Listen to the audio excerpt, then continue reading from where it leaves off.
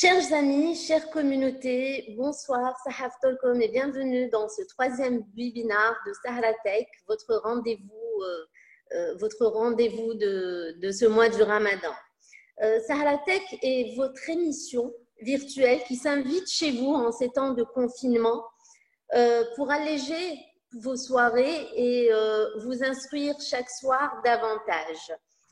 Alors, c'est important que vous restiez chez vous, ne bougez pas pour préserver votre santé et vos proches et vos familles. Pour rappel, cette série de conférences virtuelles en ligne est initiée par l'Algeria Startup Challenge, une compétition nationale qui donne la chance aux jeunes porteurs de projets de présenter leurs idées et de se faire aider pour concrétiser éventuellement leur projet. Donc, je rappelle que pour ceux qui ont été retenus pour la grande finale qui sera programmée après le confinement, après la rentrée, mais aussi pour ceux qui n'ont pas été retenus, donc je vous invite à suivre ces webinaires, mais aussi les tutoriels que nous vous proposons tous les soirs sur Sahara Tech, pour vous aider, pour vous accompagner à performer votre projet et aboutir, Inch'Allah, vers une entreprise accomplie qui donnera de la valeur ajoutée au marché algérien.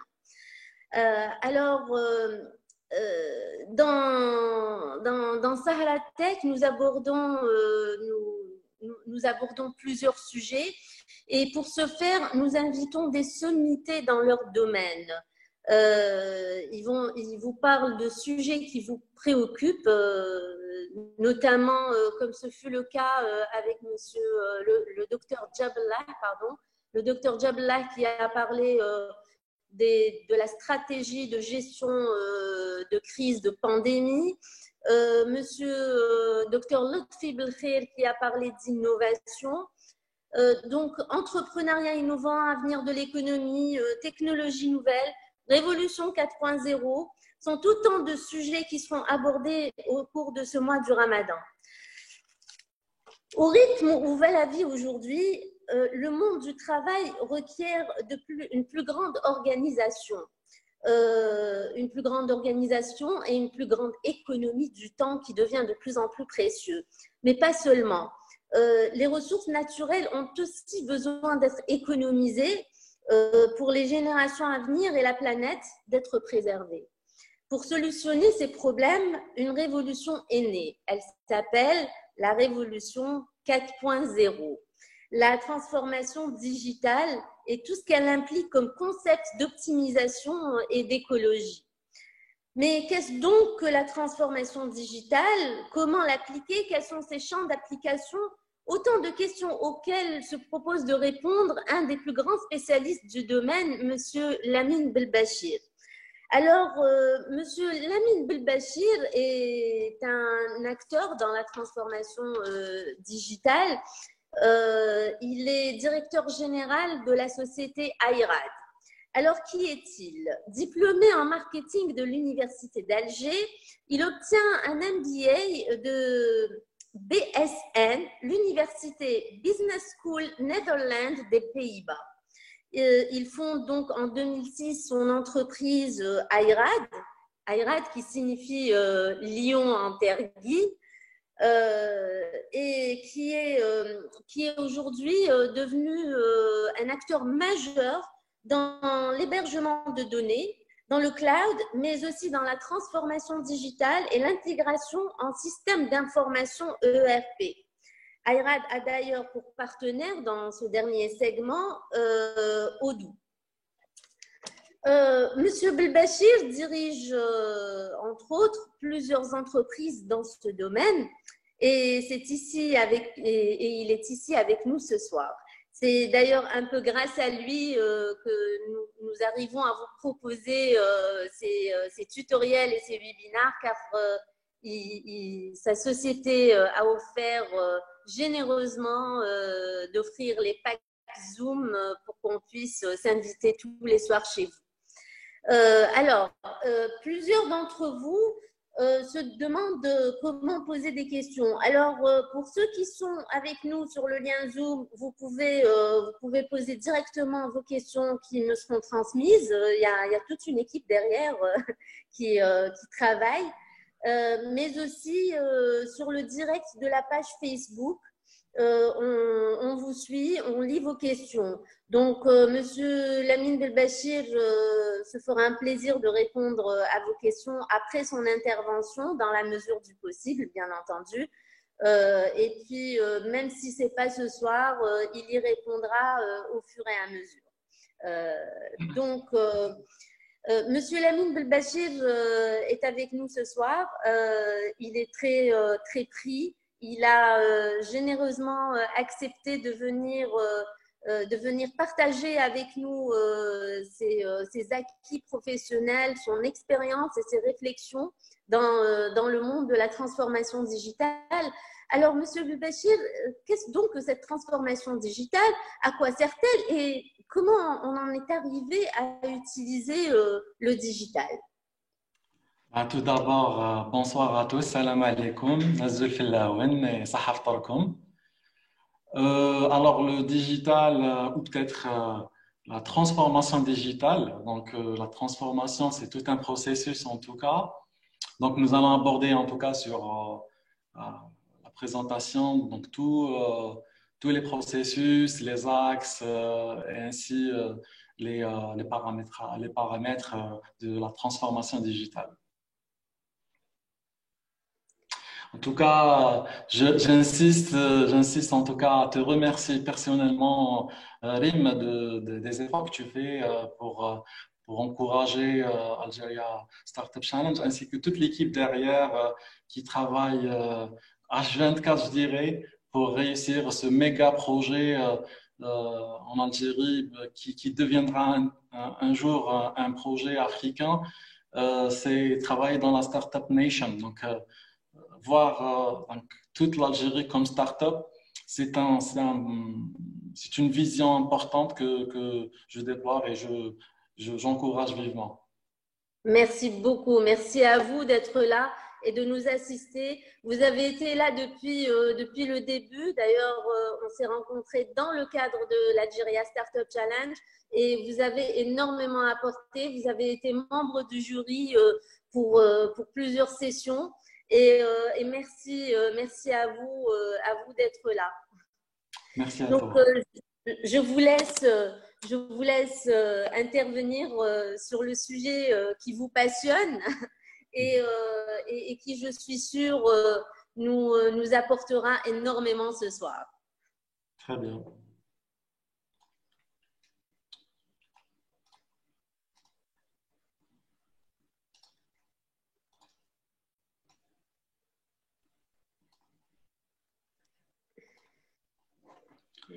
Bon, salam alaikum, encore une fois. Je suis très heureux, en tout cas, de faire ce live et vous voir même en virtuel avec le confinement. Donc, ça me fait plaisir de voir des gens même en virtuel. Voilà, donc aujourd'hui, on va parler des processus de la transformation digitale. Alors, je me présente, donc Lamine Belbachir, je suis un passionné des nouvelles technologies. Donc, comme m'a cité Rima, Rim, pardon, je suis diplômé de l'Université d'Alger, donc je suis un pur produit algérien.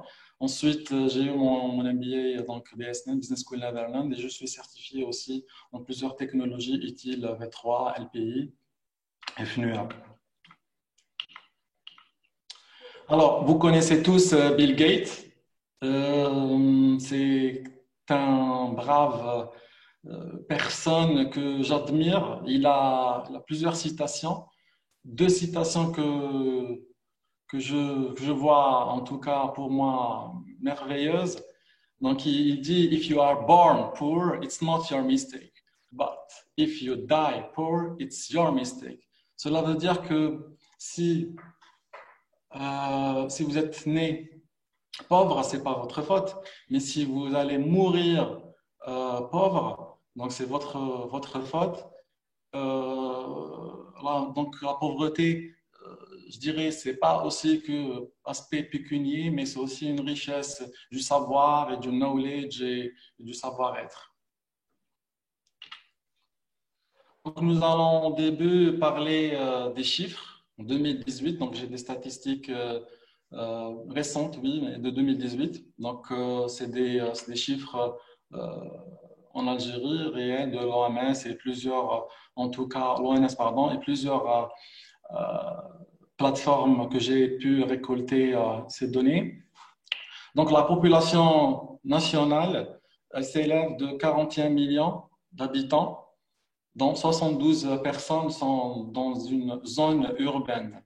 Les utilisateurs d'Internet sont de 21 millions, donc, et 50% de pénétration. Et les utilisateurs des réseaux sociaux sont de 21 millions. Donc, je vous laisse imaginer combien de personnes se connectent chaque jour via les réseaux sociaux et via Internet. Les connexions mobiles, bizarrement, nous avons 51 millions, donc c'est plus la population d'habitants en Algérie. Cela veut dire qu'il y a probablement beaucoup d'Algériens qui ont deux puces, trois puces et qui se connectent quotidiennement. Les utilisateurs des réseaux sociaux via le mobile, donc c'est 19 millions avec 46% de pénétration. Croissance annuelle, donc les utilisateurs d'Internet utilisent, donc il y a 17% depuis 2017, donc il y a une augmentation vraiment significative, donc plus de 3 millions par année. Les utilisateurs des réseaux sociaux sont de 17% depuis aussi 2017, 3 millions. Les connexions mobiles, 4% depuis janvier 2017. Les utilisateurs des réseaux sociaux via mobile, aussi 19%. Les profils, donc le persona. 2018, il y a enfin, je pense que 51%, 49% des femmes et 51% hommes, il y a un équilibre donc, entre femmes et hommes en Algérie. Or que en 2013, les hommes étaient 70% qui se connectent quotidiennement, or que les femmes étaient à 30%. Là, on remarque une forte croissance entre 2013 et 2018. Donc, c'est forcément aux nouvelles offres de 3G, 4G, ainsi, ainsi même donc la partie, je dirais, donc les contenus qui est orienté pour les femmes et tout. Tranche d'âge des profils qui se connectent le plus, donc de 13 à 17 ans, donc il n'y a que 4%. De 18 ans à 25%, nous avons 28%. À 34 ans, nous avons 29%. Donc, les deux tranches d'âge qui se connectent le plus, ce sont de 18 à 34 ans. Or que de 35 ans à 44 ans, donc il y a 20%, mais quand même, ça reste significatif. Car plus de 45 ans, 13%, plus de 55 ans, 5%, plus de 65 ans que 1%. Donc, vous voyez que aussi le chiffre de 58% sont célibataires qui se connectent sur Internet et 38% sont mariés. Donc, j'imagine les mariés ils ont d'autres tâches ménagères et conjugales à faire à la maison. Alors, par rapport au niveau intellectuel, CSP, catégorie pardon, socio-professionnelle, donc nous avons 66% qui ont un bac plus, un niveau terminal, donc 24%, collège 8%, primaire 2%. La langue la plus utilisée pour communiquer, c'est bien la langue française. Ensuite, la langue arabe. Ensuite, la langue anglaise. Donc là, vous voyez qu'il y a il y a une communauté, en tout cas anglophone, qui communique via la langue anglaise. La langue locale qui est Darja, donc 32%. Ensuite, il y a d'autres langues, 7%. La langue des sites consultés. Donc là, on a des sites qui affichent du contenu. C'est toujours la langue française avec 76%, ensuite la langue arabe, ainsi la langue anglaise qui suit. Accès Internet. Là, ce schéma-là donc, vous montre le nombre d'heures passées sur Internet quotidiennement. Donc, nous avons de 1 heure ou moins d'une heure, donc c'est 10%. De 2 à 3 heures, 30% qui se connectent quotidiennement. De 4 à 5 heures, 15% de personnes qui se connectent. À 4 qui se connectent. Et au final, donc c'est les geeks, c'est les personnes qui passent plus de temps, 5 heures, plus de 5 heures de temps, il y a 25% de la population qui se connecte quotidiennement plus de 5 heures. Donc, vous imaginez qu'il y a des gens qui sont addicted, donc ils ont l'addiction de se connecter chaque jour sur Internet. Alors, qu'est-ce qu'ils consultent, ces gens? Donc, au premier pôle, les réseaux sociaux. Deuxième pôle, deuxième position, ils envoient des emails, ils envoient des messages. Troisième position, ils voient des vidéos via des contenus sur YouTube, Dailymotion ou autres. Donc, nous avons aussi un graphe qui montre, donc, ils se connectent sur les réseaux sociaux, donc plus de 80%, consultent les emails, 70%, regardent des vidéos, 56%, ainsi de suite. Alors, les réseaux sociaux, nous avons plusieurs réseaux. Donc, il y a 96% qui se connectent sur Facebook. Donc, c'est le plus grand réseau social, en tout cas, au monde. 45% se connectent sur Instagram. G+, il n'y est plus. Donc, il y a plus d'une année qui a fermé ses portes. C'est le service de Google. Donc, c'est un réseau social Google qui a mis en place il y a une dizaine d'années. Donc, quand même, il y avait une grande communauté qui se connectait, en tout cas, sur les réseaux sociaux de Facebook, de Google, pardon. Ensuite, nous avons Twitter. Nous avons peu de une communauté un peu petite qui se connecte sur le réseau social Twitter. Twitter, il est plus orienté information. Il est aussi orienté pour les journalistes. Il y a d'autres réseaux sociaux aussi, donc 24%. LinkedIn, c'est un réseau social professionnel. Donc, il y a 20% de la population qui se connecte chaque jour sur LinkedIn. Et vous avez Pinterest et Snapchat. Donc, Snapchat, c'est un réseau social pour les teenagers, je dirais. Alors, des moyens de connexion partagés entre connectivité mobile et Wi-Fi, notons que belle progression de la 4G qui est déplorée depuis sa récente introduction. Donc, nous avons la 4G 16%, donc c'est une statistique de 2018. Mais j'imagine qu'au jour d'aujourd'hui, la 4G elle est plus, je dirais, grande que la 3G. Alors, les 5 catégories d'applications téléchargées. Nous avons les applications des réseaux sociaux. Nous avons aussi des applications dans la catégorie d'enseignement. Nous avons aussi des applications dans le domaine de la communication, des jeux et des livres et références. Alors, les sites les plus visités en Algérie. Donc, nous avons YouTube qui est classé le premier. Nous avons Google, Webknis, Google aussi, Facebook, Yahoo. Alors, j'imagine qu'en 2020, je pense que Facebook est le plus consulté en Algérie. Wikipédia et bon, il y a d'autres sites que j'ai effacés.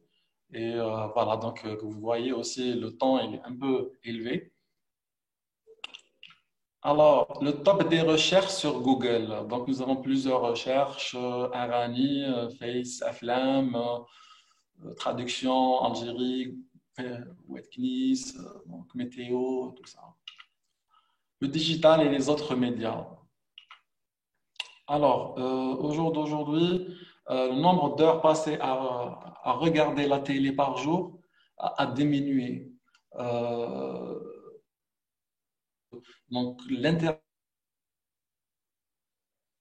n'est pas affiché sur la télé que sur les réseaux sociaux. Aujourd'hui, l'utilisateur ou le consommateur lambda, ou je dirais l'internaute, surfe, comme son nom l'indique, surfe sur Internet pour avoir cette actualité, pour avoir une information, pour rechercher une nouvelle, tout ça, à travers la presse. Donc, on ne voit pas au jour d'aujourd'hui un contenu en temps réel. Alors, pourquoi et comment réussir? Bon, c'est là où on va parler sur le digital, enfin, la transformation. Après avoir donc, toutes ces statistiques, donc on voit qu'il y a un nombre important de personnes qui se connectent chaque jour. Donc, pourquoi pas en profiter de communiquer avec cette communauté? Alors, de nos jours, la quatrième révolution industrielle, donc qui est la 4.0, prend une telle ampleur que la digitalisation d'une entreprise est devenue inévitable. Pourtant, sa mise en pratique reste peu répandue. Donc, le challenge provient du manque de connaissances des entreprises quant à la stratégie à adopter pour réussir dans l'ère du digital. Trop souvent, les efforts entrepris rendent des organisations encore plus vulnérables. Alors, pourquoi digitaliser son entreprise? Au jour d'aujourd'hui, vous avez vu avec cette crise sanitaire du Covid, beaucoup d'entreprises, elles sont à l'arrêt. Pourquoi? Parce qu'ils n'ont pas les outils de collaboration en ligne pour avoir cette continuité d'activité et de service. Et à ce moment-là, donc, l'entreprise ne pourra pas, en tout cas, faire son activité. Je parlerai plus des sociétés qui sont dans le service. Hein. Après, la digitalisation permet aussi de réduire les coûts, de voir grand, de mieux décider et mieux maîtriser le contrôle de gestion. Donc, le numérique est employé pour combler toutes les déficiences de l'entreprise. On lui en demande toujours plus dans des directions pouvant être contradictoires, développer le travail collaboratif, simplifier les outils, utiliser moins de plateformes différentes, séduire les jeunes collaborateurs, incorporer les méthodes digitales dans des métiers plus classiques. Le concept de digitalisation des entreprises, d'abord synonyme de numérisation des données au début des années 2010. Oui, a bénéficié des évolutions liées aux récentes mutations technologiques. Aujourd'hui, il repose sur des bases plus que l'on peut résumer ainsi. Il s'agit davantage d'une mise à niveau des entreprises en vue de l'utilisation systématique des technologies numériques, des méthodes et des usages du web en interne, mais aussi et surtout en externe. Alors, admettons que l'entreprise commence à travailler avec des outils technologiques. Ce n'est pas suffisant. Ce n'est pas en mettant juste un logiciel, un ERP, un système d'information que voilà, donc je vais commencer cette aventure de transformation.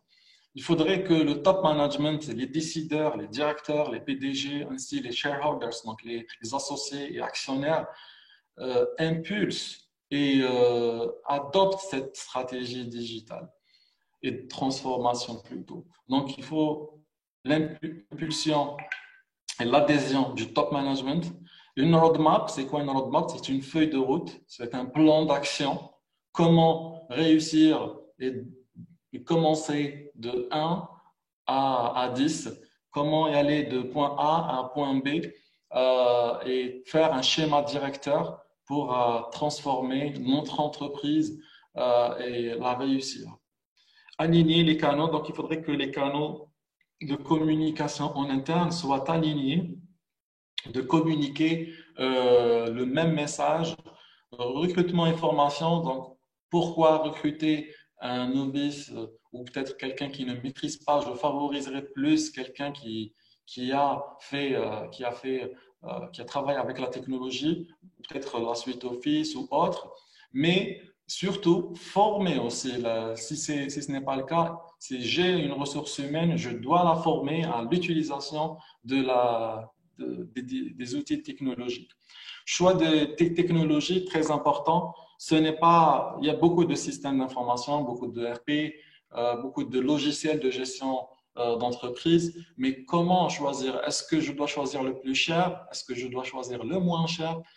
C'est cela, en tout cas, tout dépend le budget de l'entreprise. Mais je dirais que acheter quelque chose, une Rolls-Royce, et courir dans une ville à 10 km, qu'on ne peut pas dépasser, en tout cas une vitesse à 10 km heure, ce n'est pas obligatoire et ce n'est pas bon. Donc, je vais utiliser la technologie, je vais acheter peut-être la technologie qui s'adapte à ma stratégie. Les mesures et résultats, c'est important. Après tout, ce schéma-là, donc il faudrait mettre en place des KPIs, donc Key Performance clés, enfin, des indicateurs clés de performance qui peuvent mesurer l'évolution et la progression de l'entreprise et de chaque département, chaque direction.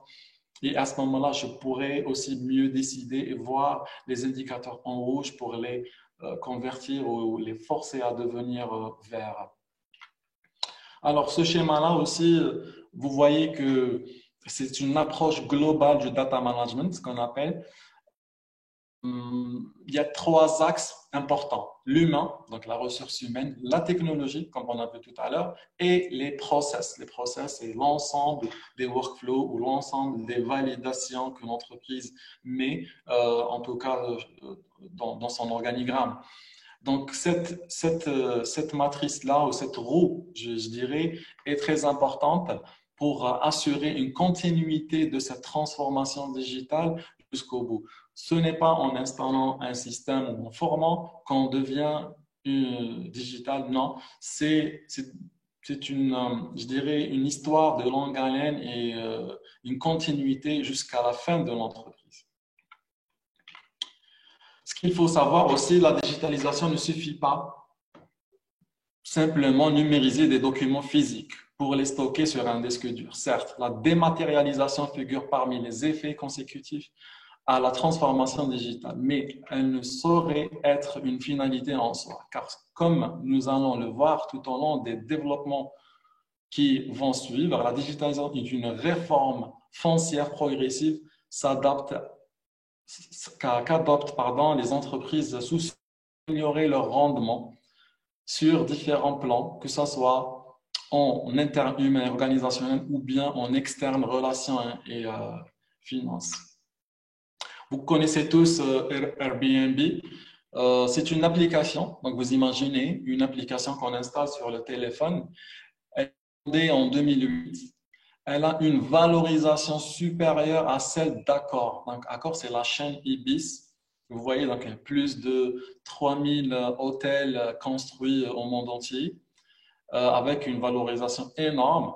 Donc, vous voyez une application sans hôtel physique, sans appartement physique et plus valorisée que Accor, toute la chaîne Accor, tous les hôtels situés à travers le globe.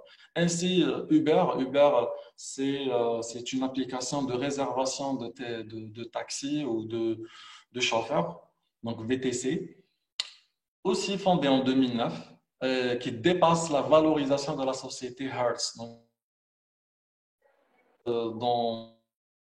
C'est une société de réservation des voitures. Donc, vous imaginez Uber aussi une grosse valorisation qu'une société physique avec son matériel et son parc automobile. Ces pure players ont certes un temps d'avance sur les entreprises traditionnelles, mais ces dernières ont tout d'intérêt à s'inspirer de leur méthode de travail. Dans cette optique, la digitalisation de votre entreprise doit apporter des améliorations sur tous les plans et les plus particuliers. Alors, dans l'organisation du travail, en utilisant les méthodes de travail et les outils digitaux pour améliorer l'efficience de l'entreprise en termes de productivité et de performance commerciale. Sur le plan marketing, c'est important de communiquer, en tout cas en interne, et aussi communiquer en externe. Donc, en externe, bien évidemment, avec les prestataires, les fournisseurs, les clients. Donc, ces parties prenantes doivent aussi intégrer ce processus digital. Donc, sur le plan marketing, en développant des outils intelligents permettant d'acquérir une meilleure connaissance de vos clients et de vos utilisateurs tout en simplifiant les échanges en interne. Tout cela dans le but de valoriser votre offre avec des actions digitales spécifiques à chaque cas de avez certainement remarqué que quand vous faites une recherche sur Google, sur le moteur de recherche, et quand vous allez switcher vers Facebook, vous allez trouver la même annonce que vous avez cherchée sur Google ou sur d'autres sites. Et à ce moment-là, donc c'est une récolte d'informations et du IA, donc intelligence artificielle, qui match et qui permet une meilleure approche, une meilleure optimisation pour le consommateur. Sur le plan humain, en fluidifiant l'organisation interne de l'entreprise à travers le management et le mode de gouvernance, en misant sur la flexibilité, l'agilité de travail collaboratif tout en valorisant le partage des informations. Les recrutements de vos futurs collaborateurs passent également par le digital, réseau professionnel, en privilégiant la proactivité, être là où se trouvent les candidats. Alors, cette transformation digitale, quant à la réactivité, devient une nécessité. Donc, au jour d'aujourd'hui, nous avons le management avec ses organisations, avec ses outils, avec des gourous de management. Donc, là, on parle du lean management. Donc, le lean management, c'est un process pour l'amélioration du management interne de l'entreprise qui permet en tout cas d'être plus proche à la clientèle et répondre aux besoins et rapidement du client. Donc, c'est une approche qui a en tout cas marché et qui permet à l'entreprise aussi d'être plus agile. Donc, vous imaginez que cette approche-là, on ne pourra pas l'appliquer si on a un management traditionnel avec des papiers. Mais quand on mettra en place dans cette transformation digitale via les outils, via les processus, la formation, la ressource humaine et les outils technologiques, on va maîtriser en tout cas le process control, donc le contrôle de l'entreprise. Donc, les entreprises qui conservent l'organisation pyramidale ou matricielle sont toujours en perte de vitesse. Ces modes de fonctionnement étant devenus obsolètes, l'intégration du digital offre aux sociétés une certaine souplesse, une réactivité plus importante. L'objectif, mieux répondre aux attentes de la clientèle et surtout à son besoin rapidement. Aujourd'hui, je dirais, je réitère aussi, c'est-à-dire l'exemple de la crise sanitaire du Covid-19. Beaucoup d'entreprises sont vraiment en mode très fragile et là, on voit que beaucoup de pertes d'emplois parce que les entreprises ne sont pas en activité. Pour la simple raison, elles ne sont pas agiles, elles n'ont pas adopté ou peut-être changé leur mode de travail rapidement. Il y a eu une crise, il fallait rapidement changer le mode de travail et notre stratégie et le business model pour répondre et et faire à l'entreprise une continuité de service. Donc, si de nombreux livres et blogs vantent les mérites et l'efficacité du lean management ou des méthodes agiles, c'est parce que ces nouveaux modèles organisationnels ont fait leurs preuves et permettent d'appréhender sous un nouveau regard l'organisation des entreprises et d'être toujours plus proche des nouvelles habitudes de consommation qui se profilent. Que faut-il transformer? Donc, est-ce qu'on transforme toute l'entreprise? Est-ce qu'on transforme une certaine, un certain département, une direction? Est-ce qu'on met en place juste une solution qui va numériser les documents? Eh bien non. Donc, l'entreprise passe par la mise en place d'une stratégie digitale. Celle-ci comprend l'entier des processus de l'entreprise, de la collecte des informations jusqu'à la création des sous-stratégies. La stratégie digitale est au cœur de l'organisation. La digitalisation durable d'entreprise s'obtient en transformant de multiples catégories et technologies simultanément. Elle touche notamment le modèle d'affaires, la structure de l'entreprise, le capital humain, les processus, la capacité et les compétences, l'offre de produits et services, l'engagement avec les parties prenantes ainsi que les accélérateurs de la transformation. Il s'agit d'un processus d'amélioration continue puisqu'une stratégie digitale doit continuellement être adaptée pour permettre de saisir les nouvelles opportunités. Donc, c'est ça, en tout cas, le digital, quand je mets un système d'information, donc je vois où l'entreprise, je vois les failles, en tout cas, je vois les écarts, je vois les défaillances de mon entreprise. Et à ce moment-là, je pourrais intervenir rapidement pour saisir ces nouvelles opportunités et avoir euh, d'autres nouveaux parts de marché. Pourquoi ils ont réussi, ces gourous comme Facebook, Google, Microsoft, les applications que je vous ai citées, pour la simple raison, elles sont au cœur de cette digitalisation. Elles sont au cœur, ils ont transformé leur entreprise de bout en bout. Donc, ils savent exactement comment avoir un nouveau client, comment développer un nouveau marché. Quand ils investissent sur un pays, donc il s'est vraiment étudié via aussi des outils technologiques. La digitalisation de l'entreprise se construit en 3 étapes. Donc, ces grands axes, on doit sensibiliser la direction et le management, comme j'ai déjà cité. Si on n'a pas, en tout cas, l'adhésion et l'accord et l'appui des PDG, des directeurs, des associés, cette transformation ne va pas y aller loin. Créer une culture d'entreprise fondée sur le digital. On ne peut pas mettre cette transformation si on n'a pas les personnes qui ont cette culture, en tout cas, de digital. Passez votre organigramme à l'ère du digital. Donc, même l'organigramme doit aussi changer. Il deviendra via des processus digitaux et même la prise de décision sera via des systèmes d'information.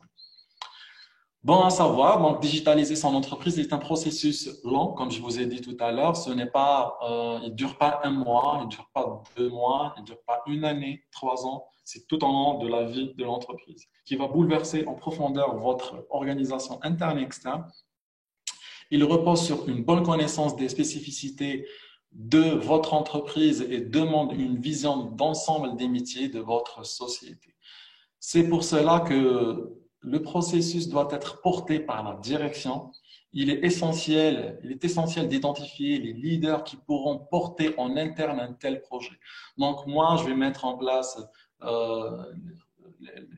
cette stratégie digitale et je vais commencer, mais je dois aussi détecter les personnes qui sont pour cette transformation et les leaders et ceux qui vont influencer mon organisation, mon personnel, mes collaborateurs à porter cette transformation en interne, bien sûr.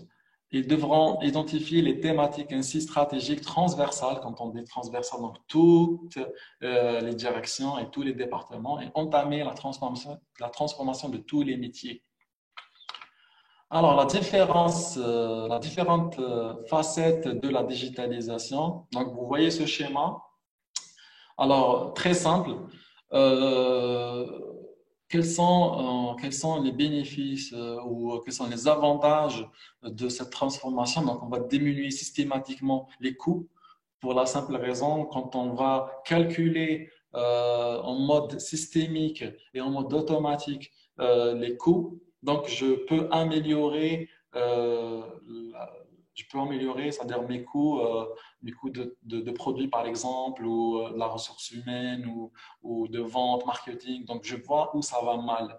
Donc, via toutes ces informations qui vont être centralisées sur une seule base de données, je pourrais mieux décider. Donc, stockage plus aisé aussi. Donc, je sais où se trouve mon produit, je sais où se trouvent mes fournisseurs, donc ça pourrait améliorer en tout cas le stockage en interne. Meilleure diffusion, développer un développement de la mobilité, donc tout le monde va se connecter via son téléphone, ses tablettes, avec son laptop, il est à Oran, donc il est à l'étranger, par exemple en France, en Europe, tout ça. Il pourra se connecter en son entreprise et il va toujours continuer à travailler. Or que si j'ai un modèle traditionnel, donc je dois me déplacer, je dois être dans l'entreprise pour travailler, mais via la transformation digitale, donc où je pourrais travailler à distance. La GED, c'est la gestion électronique des documents et la numérisation des documents. Là, c'est dans une réflexion de zéro papier. Ça, c'est important. Ça pourrait aussi diminuer mes coûts de papier, encre, imprimante, énergie électrique, tout ça. C'est aussi bien de mettre cette culture interne d'économie verte. Il y a même des certifications ISO qui parlent de ces axes. Alors, les bases de données uniques, donc toutes les informations et toute mon entreprise va être stockée sur une seule base de données unique. Traçabilité des données, BI, donc le BI, c'est le Business Intelligence ou l'analyse de la donnée. L'analyse de la donnée me permet de découvrir des nouveaux marchés, de découvrir, de faire des KPI. Donc, je parlais tout à l'heure des indicateurs clés de performance. C'est très important pour mieux décider, pour que le top management puisse prendre les meilleures décisions. La communication marketing devient digitale au lieu que classique.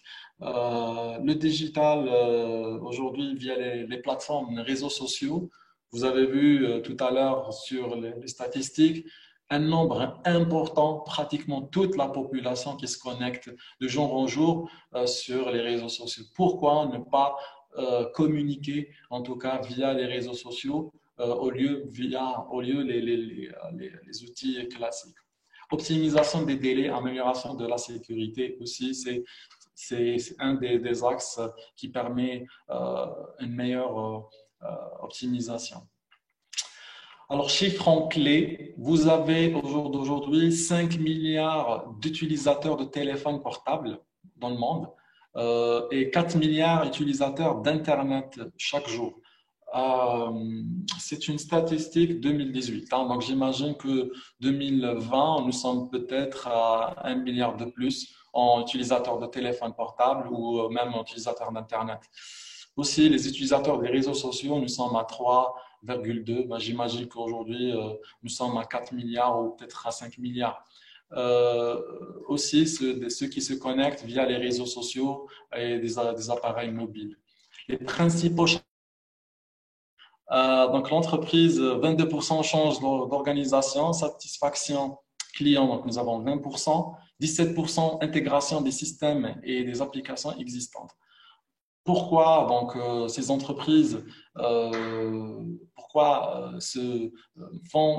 ils vont vers cette transformation? Pour la simple raison, ils doivent changer le mode organisationnel. Donc, quand on a fait, en tout cas, des sondages, on a vu que beaucoup de chefs d'entreprise et beaucoup de personnes qui décident, ils se disent que voilà, moi, donc le challenge pour passer à cette transformation, je dois améliorer mon organisation interne. Ça pourrait m'améliorer à mieux décider. Donc 22% votent pour un changement organisationnel.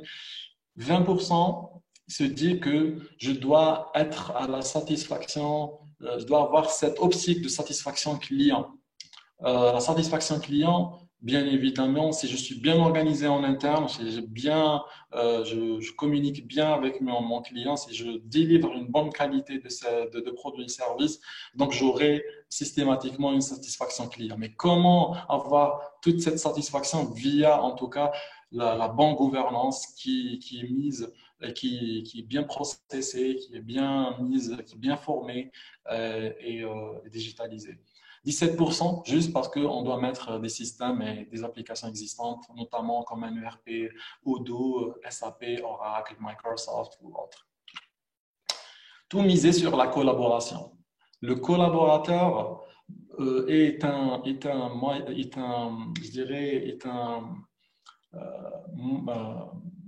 l'un des personnes et l'un des axes les plus importants dans cette transformation. Tout à l'heure, je vous ai cité la citation de Bill Gates. Il disait que voilà, si vous êtes né pauvre, si vous êtes né pauvre, c'est pas votre faute, mais si vous allez mourir pauvre, c'est votre faute. Mais il a une autre citation que j'apprécie lorsqu'il a quitté Microsoft, parce qu'il n'est plus PDG. Il a dit s'il me reste en tout cas, le dernier dollar dans ma poche, je vais l'investir dans la collaboration et la communication. Et euh, en tout cas, une synergie positive pour l'amélioration de l'entreprise. Plus on communique, mieux c'est.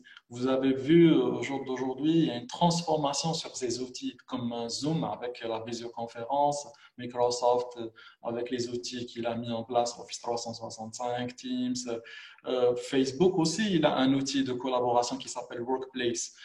C'est un réseau social professionnel mis en place pour les entreprises. Donc, vous imaginez que toutes ces entreprises-là encouragent la collaboration, tous les outils. Comment communiquer avec mon collaborateur, comment transmettre l'information, comment je partage, comment lui il pourra accéder à mon travail déjà fait et comment aller plus vite, comment ne pas faire le rework, donc le retravailler, retravailler.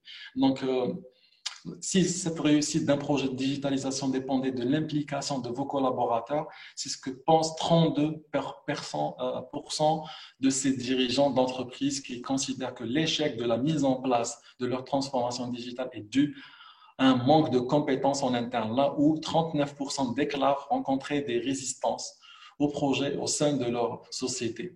Alors, c'est bien de parler aussi de la résistance. Il faut savoir qu'en mettant en place un nouveau système, en mettant en place des outils, vous allez toujours être confronté à une résistance interne. Cette résistance, c'est-à-dire que le collaborateur ne va pas adopter ce système d'information ou la technologie, la formation, il ne va pas assister, il ne va pas travailler parce qu'il est bien dans sa zone de confort. Il se dit que moi, en tout cas, je suis bien comme je travaille avec le stylo, donc ça ne m'intéresse pas en tout cas de travailler avec les systèmes.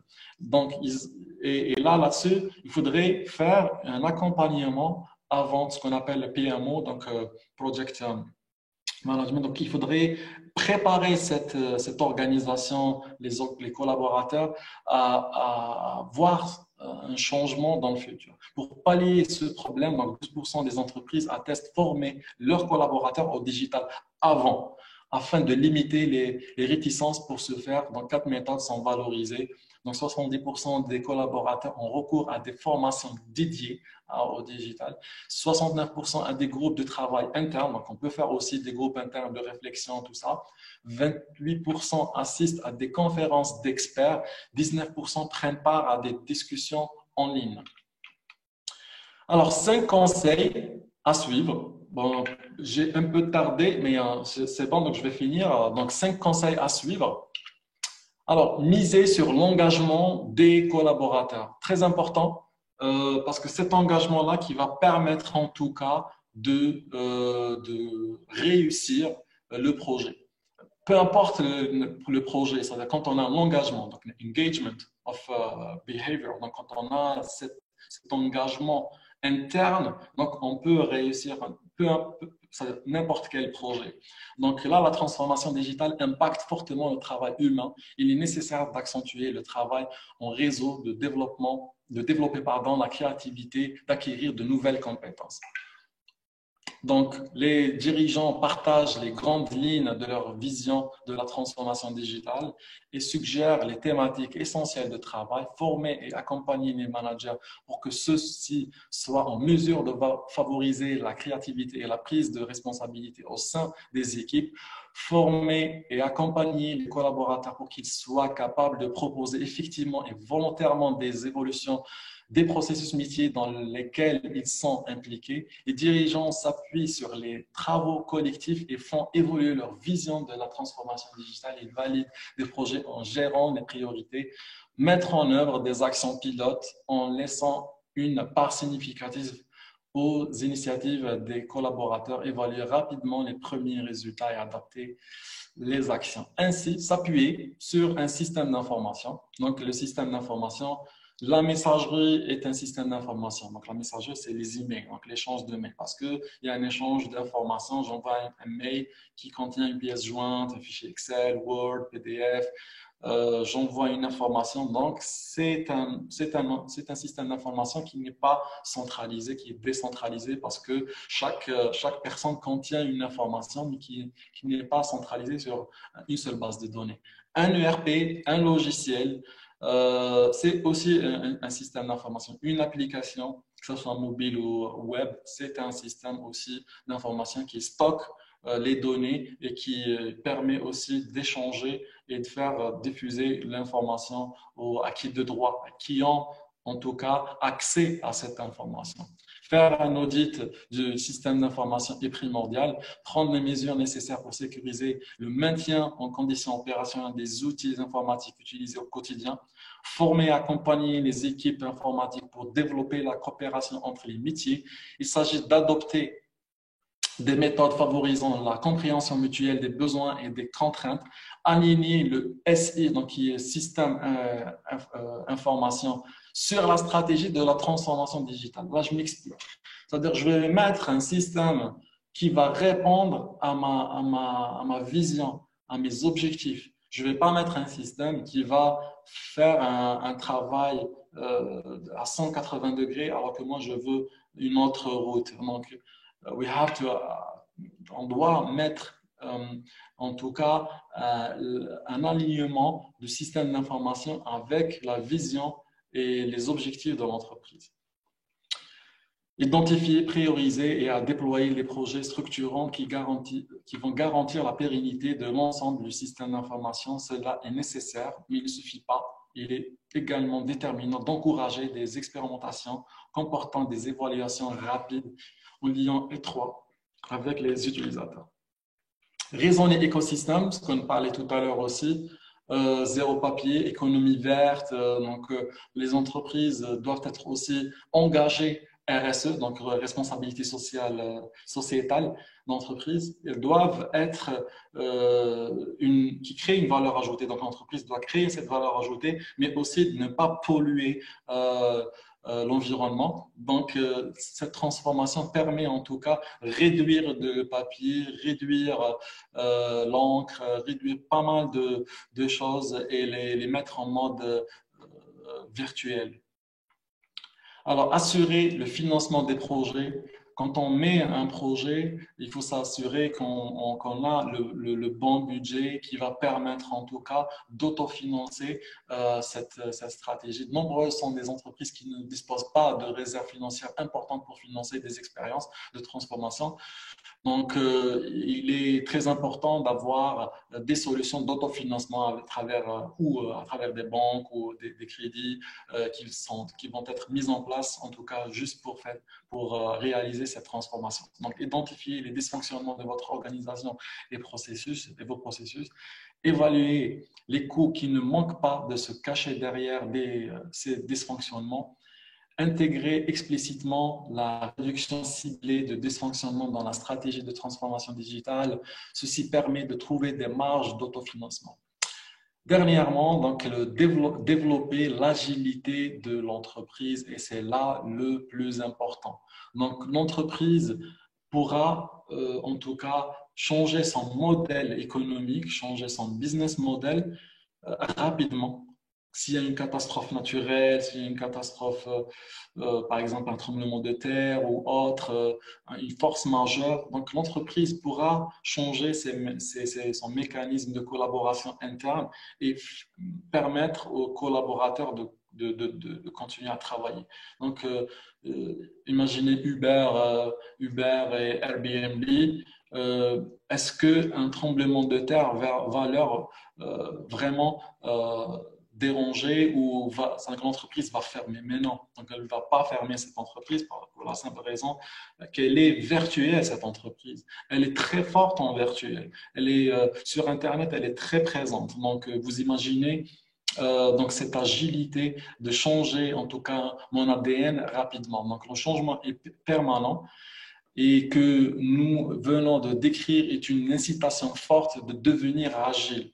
Donc, l'agilité, c'est le futur. En tout cas, une entreprise qui n'est pas agile pourra mourir à n'importe quel moment. Donc, le danger, il est grand. Au-delà de la formule à la mode, cela signifie plus de créativité, plus de coopération interne, plus de coopération externe, plus de réactivité, plus d'initiative aussi, plus de liberté d'entreprendre. Et tout cela sans laisser s'installer le désordre, sans perdre de vue la performance économique et sans renoncer à ses ambitions. L'agilité n'est pas dans l'ADN de nos organisations, mais nombreux sont les dirigeants qui inventent aujourd'hui l'entreprise du futur. Le moment est passionnant.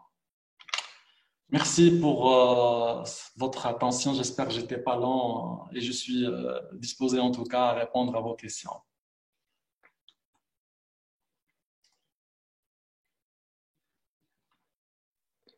Merci beaucoup, Monsieur Belbachir, pour cette brillante présentation. Nous avons énormément appris sur le monde du digital, sur ses avantages. J'aimerais savoir, si on devait classer de 1 à 10 le niveau de classement des pays dans le processus de digitalisation des infrastructures et de la culture digitale, quelle note attribueriez-vous à l'Algérie et que faire pour augmenter le niveau de digitalisation? Alors, merci pour cette réponse. Donc, nous n'avons pas au jour d'aujourd'hui une mesure ou un indicateur pour mesurer le niveau de digital, mais peu d'entreprises, en tout cas en Algérie, utilisent, enfin, font cette transformation digitale. Mais je suis aussi content parce que cette crise financière, c'est un mal pour un bien, parce qu'il y a beaucoup d'entreprises qui ont pris vraiment au sérieux l'axe de digital et dire que voilà, aujourd'hui, le digital est très important, est un axe stratégique dans l'entreprise, est un axe stratégique au pays. On doit être digital. Pourquoi aller faire la chaîne pour avoir un document? Pourquoi ne pas le recevoir par mail? Donc, je,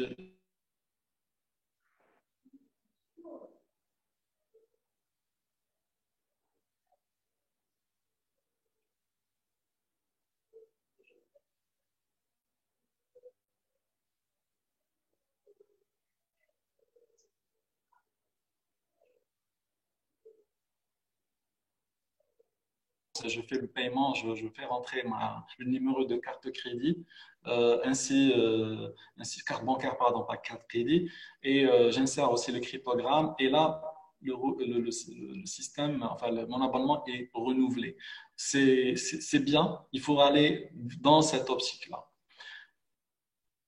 Et nous avons pu constater à quel point il était essentiel de digitaliser, surtout en ces temps de confinement. Ça aurait été, j'imagine, beaucoup plus facile si toutes les institutions étaient digitalisées. On n'aurait plus, on limiterait nos déplacements en ces temps de confinement.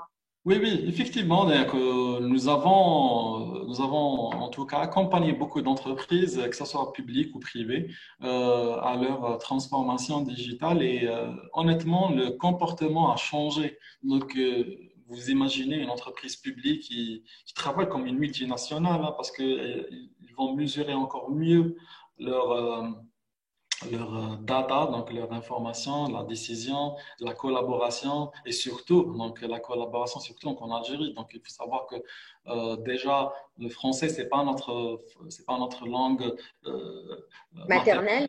Donc vous imaginez les erreurs qui vont suivre. Mais si je vais mettre déjà des modèles définis, donc je vais réduire en tout cas les erreurs.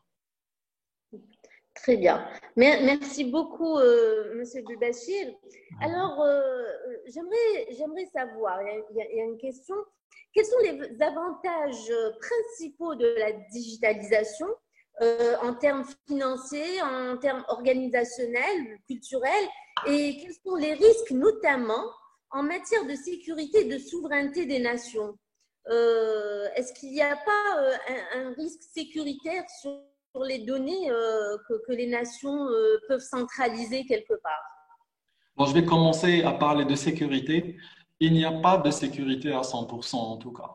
Moi, je dirais, si l'entreprise elle est en mode traditionnel, ok, donc elle a du papier, donc elle va inscrire les informations sur un papier, on est bien d'accord. Si elle va inscrire sur un papier, qui me dit que cette entreprise demain, elle va avoir un déluge, elle va avoir une catastrophe naturelle, un feu, un désastre, et là, elle va tout perdre. Mais imaginez que si l'information elle est stockée soit chez elle, soit 80 km, qui est la norme aussi, ou sur un autre data center, donc vous imaginez qu'elle est à l'abri, cette entreprise. Donc elle ne va pas fermer parce qu'elle elle ne va pas inscrire l'information chez elle. Donc c'est une information qui est virtuelle. La sécurité, il n'y a pas de sécurité à 100%, même en la partie, même en digital. Donc, il faudrait en tout cas investir sur y mettre en place une philosophie de sécurité. Il n'y a pas de sécurité, mais il faut mettre une politique de sécurité. Cette politique de sécurité qui pourra me réduire Les risques. je dirais, voilà, Les risques. le risque, exactement, pardon, je cherchais le terme. La transformation digitale, n'est-elle pas l'ennemi de l'emploi, comme on l'a vu lors de la révolution industrielle du 19e siècle? Alors, il faut savoir que l'industrie est au jour d'aujourd'hui, à l'heure actuelle, au 4.0. Donc, elle est passée de 1.0, donc handmade. Donc, les gens travaillaient à main pour construire une machine ou construire une voiture. Donc, ils faisaient un travail à main. Après, ils ont mis avec des MRP, donc Manufacturing System, donc ils ont upgradé, ils ont mis à niveau l'entreprise à l'industrie 2.0. Mais au jour d'aujourd'hui, on parle de 4.0 parce qu'il y a du robotisme et de l'automatisme dans l'entreprise. Donc, je parlais tout à l'heure sur cela. Imaginez que Toyota, donc le toyotisme avec les 5.0, donc ils sont aussi les inventeurs de Kaizen, donc la méthode de Kaizen, donc zéro stock, zéro risque, zéro défaut, zéro. Donc, et là, vous voyez que quand vous achetez votre véhicule, par exemple à Bnaknoun, vous allez vers le showroom et vous achetez le véhicule, quand vous allez payer, eux, ce qu'ils vont faire, ils vont activer la commande et ça va aller directement au headquarter, donc au siège central, à l'usine au Japon. Et à ce moment-là, il va déclencher systématiquement le PO, donc Purchase Order. Il va construire le véhicule de bout en bout et il va le livrer en Algérie. C'est pour cette raison qu'il vous dit que voilà, probablement 45 jours à 60 jours, vous allez recevoir votre véhicule. Parce que le véhicule, il sera commandé et automatiquement après construit à l'usine mère. D'accord. Euh, alors, la transformation digitale, vous en parlez aujourd'hui et vous dites que c'est quelque chose de bénéfique et que les entreprises devraient aller vers ça. Or, la transformation digitale semble être aujourd'hui une nécessité dans la mesure où on est à l'ère de la globalisation. Et quand on dit globalisation, on est appelé à travailler avec des entreprises un petit peu partout dans le monde. Et le monde aujourd'hui est à l'ère de la digitalisation, on ne peut pas en échapper. On remarque cependant qu'il y a des entreprises qui résistent au changement, notamment en Algérie. Si on va dans des endroits reculés, vous avez des entreprises familiales où vous avez le grand patron qui est le papa, qui a toujours eu l'habitude de travailler avec du papier. Pour lui, c'est inconcevable d'avoir ces données sur ne serait-ce qu'une clé USB. Comment pensez-vous booster cette transformation digitale et comment préconisez-vous d'implanter cette culture du digital chez ces entreprises qui ont le symptôme de résistance au changement? Alors, c'est très simple, là. Donc, je dirais une entreprise qui ne va pas déployer euh, du digital, qui ne va pas être dans cette ère de digital, elle va certainement mourir dans pas longtemps. J'ai utilisé le terme mourir qui est très fort, mais je vous dis, D'accord. il y a beaucoup d'entreprises en Europe, aux États-Unis qui ont fait faillite. Je fais allusion par exemple Kodak. Kodak, c'est une entreprise qui fait la photo argentique. Vous connaissez les appareils photo.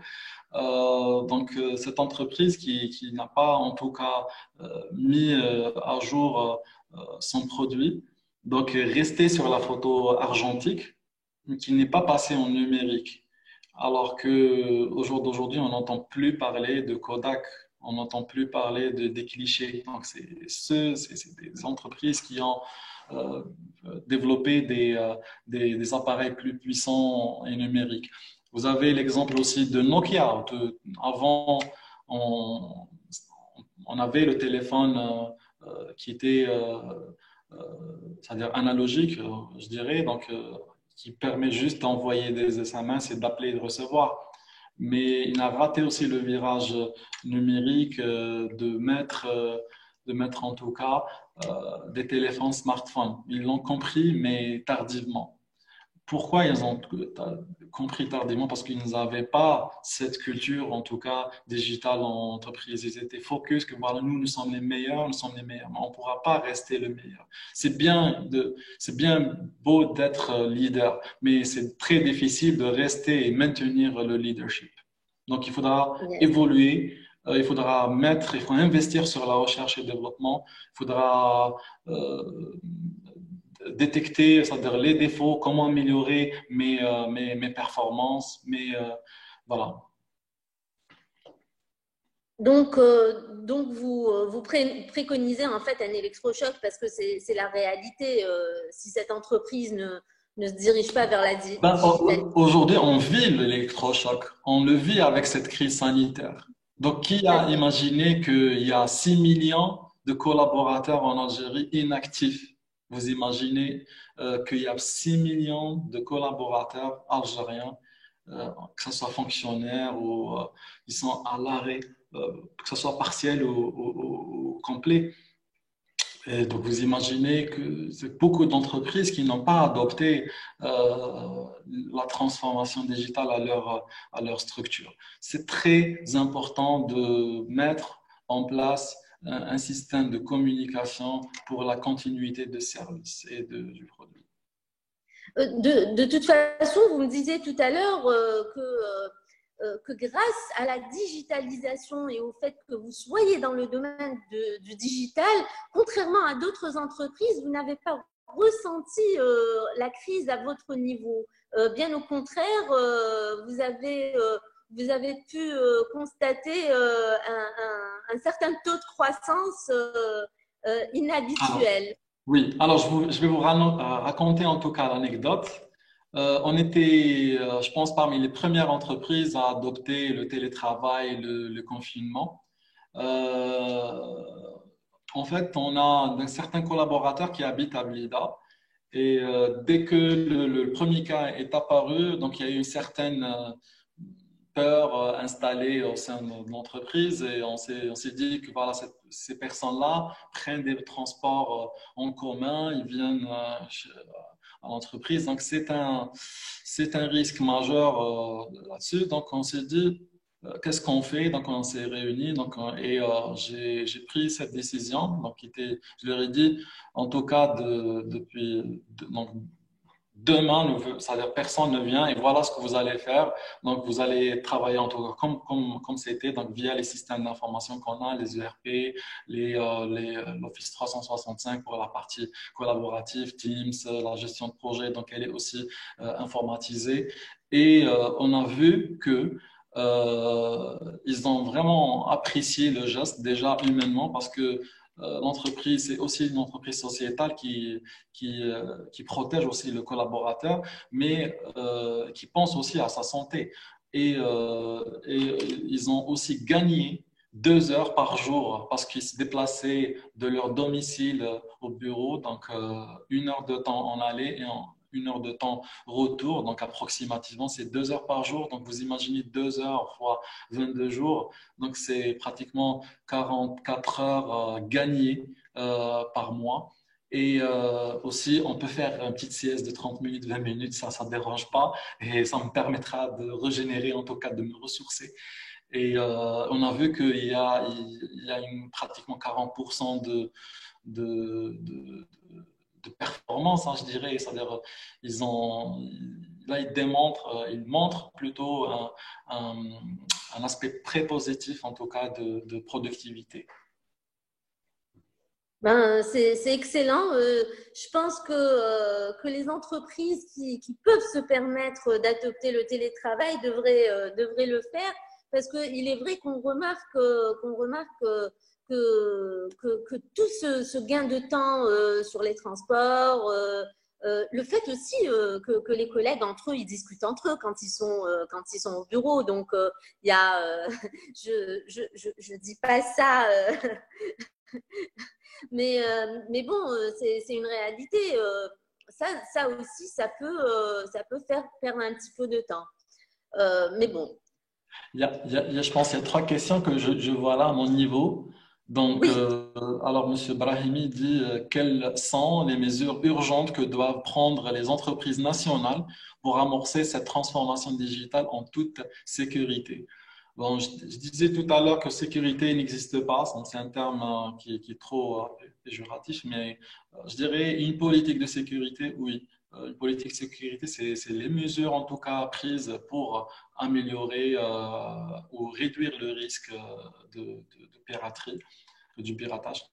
Alors, les mesures urgentes, avoir cette volonté déjà. Donc, au jour d'aujourd'hui, le président de la République, en tout cas, il insiste sur cette transformation digitale, transformer tous les secteurs en mode transversal. C'est très important. Donc, déjà, il y a une volonté qui est politique. Après, donc, la volonté, deuxième niveau, donc, qui est microéconomique. Donc, ce sont les chefs d'entreprise qui doivent aussi jouer le jeu et être vraiment engagé à cette transformation. Parce que cette transformation n'est pas aussi interne de l'entreprise, mais c'est aussi externe. Donc, faire montrer, en tout cas, aux autres entreprises que voilà, j'ai réussi ma transformation digitale. Why not you? Donc, you can do it. Donc, تقدر تدير هذه la transformation et ça va vous permettre en tout cas d'être plus performant.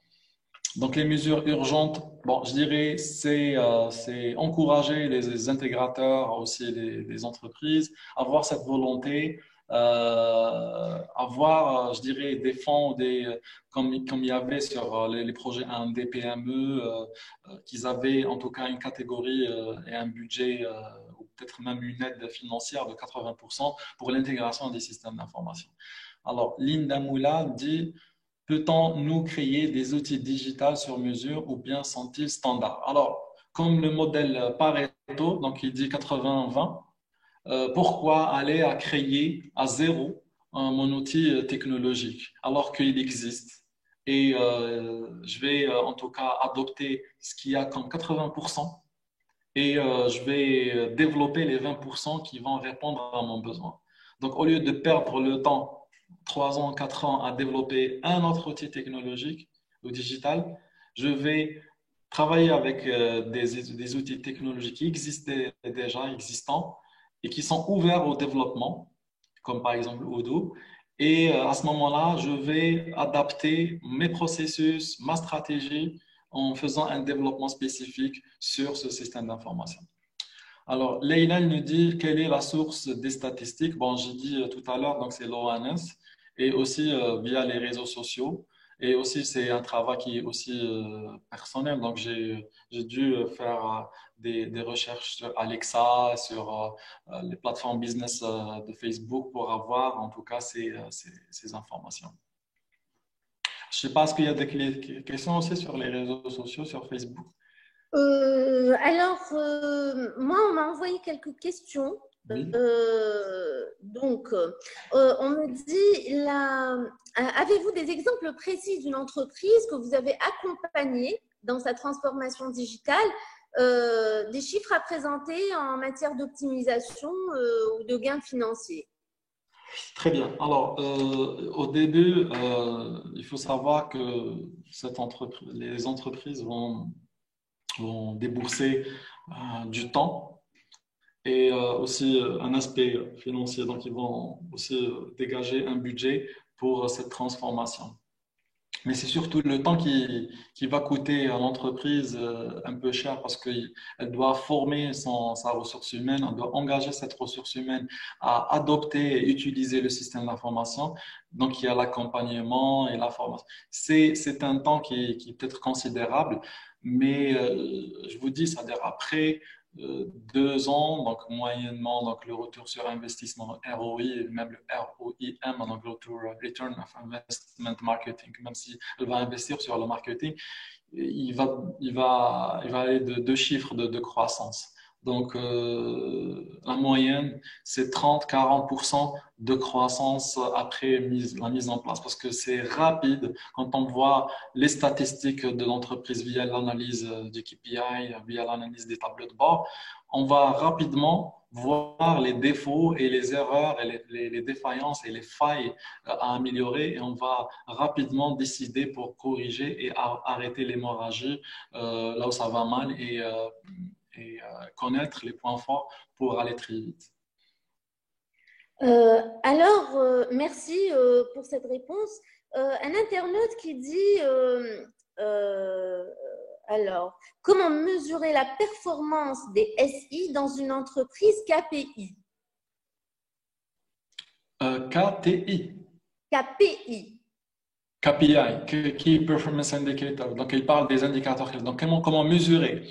Alors, c'est tout dépend de l'entreprise. Si, déjà, nous avons l'aspect chiffre d'affaires, nous avons aussi la marge, nous avons l'écoulement des stocks, la variation des stocks, nous avons, euh, je dirais, 6 mois, ma philosophie est de gagner des parts de marché, ou l'objectif de l'entreprise, c'est de gagner des parts de marché. Donc, à ce moment-là, je mets 1,0, par exemple 10%, je dois améliorer, être 15-20% l'année prochaine. Donc c'est ça, en fait, les KPIs. Donc, mettre un indicateur clé de performance qui va me montrer la progression de mon objectif. Est-ce que j'ai fait 80% des parts de marché? Est-ce que j'ai fait 30? Donc, il va me montrer la progression de jour en jour, de la progression, en tout cas, de tous les indicateurs de l'entreprise. Je ne sais pas ce que j'ai bien répondu, mais après, s'il veut mettre la question sur les réseaux sociaux, je vais personnellement, en tout cas, répondre question par question. Je m'engage, en tout cas. Je parlerai aussi de l'automatisation. C'est un point très important dans les entreprises. La digitalisation permet, je ne dirais pas remplacer l'humain, mais faire le travail lake work, c'est-à-dire le travail qui se répète, qui fatigue l'humain. Donc, l'ERP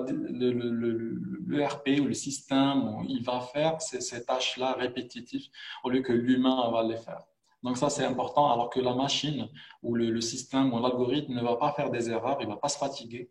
Mais l'humain, il peut faire en fait des erreurs. Donc, l'automatisation est un axe important dans la transformation digitale. Très bien, merci.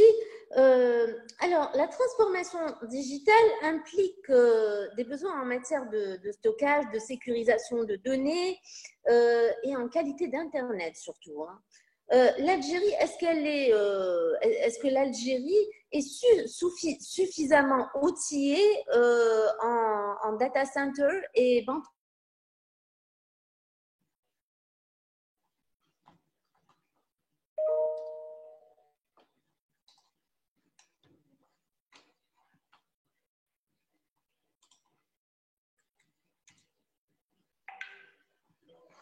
Je pense on a été coupé. Rim, je pense que tu as une déconnexion.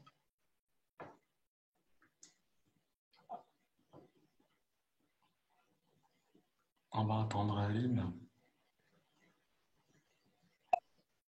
Ben, Allô? je J'ai une parlais déconnexion. de connexion Internet et la connexion. Là, quand tu as parlé de connexion, c'est là où ils t'ont entendu. Ils m'ont pas raté. Alors, je disais, la transformation digitale implique des besoins en matière de stockage, de sécurisation de données et qualité d'Internet. Est-ce que vous Oui. pensez que l'Algérie est suffisamment outillée en data center et en bande passante?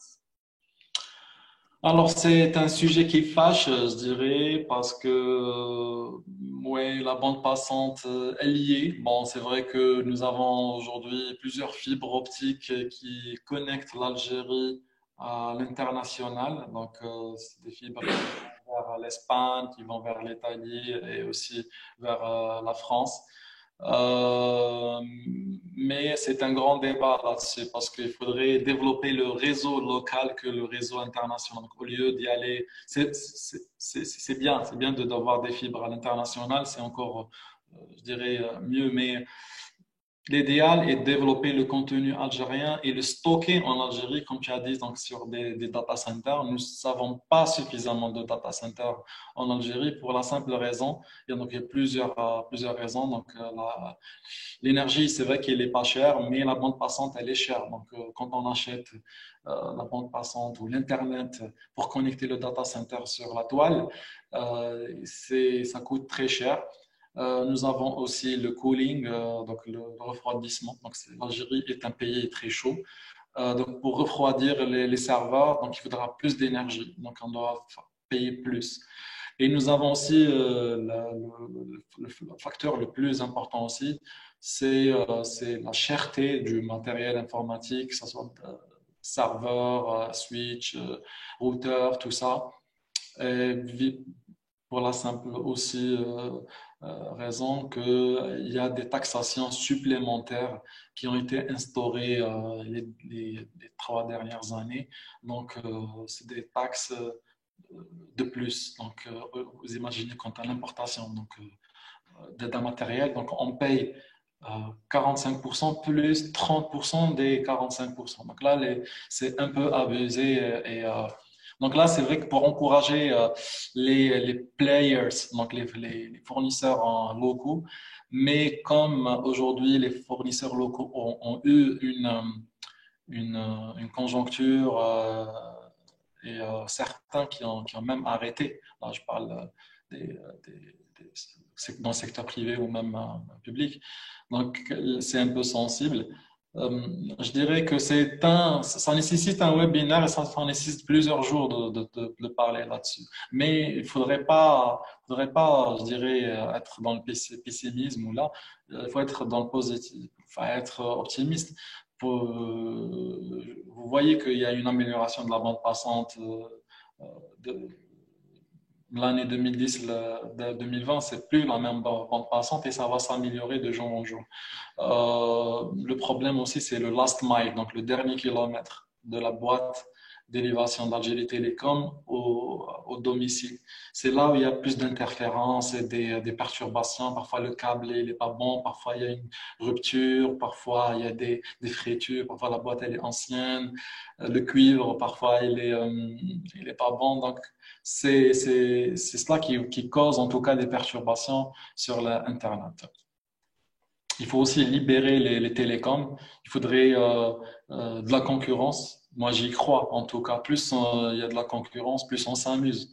À l'époque, EHPAD, déjà en 2008, 2007, 2006, a proposé du 5 mégas et proposé aussi la triple play. C'est-à-dire que vous avez les chaînes en TNT, vous avez les Void, donc la vidéo à la demande. Donc vous imaginez, il y a plus de 14 ans, 13 ans de cela. Internet était déjà très avancé. Donc, mais bon, malheureusement que EHPAD a disparu et moi, je suis en tout cas pour cette concurrence. Il faudra ouvrir une autre licence pour un opérateur mobile ou même fixe.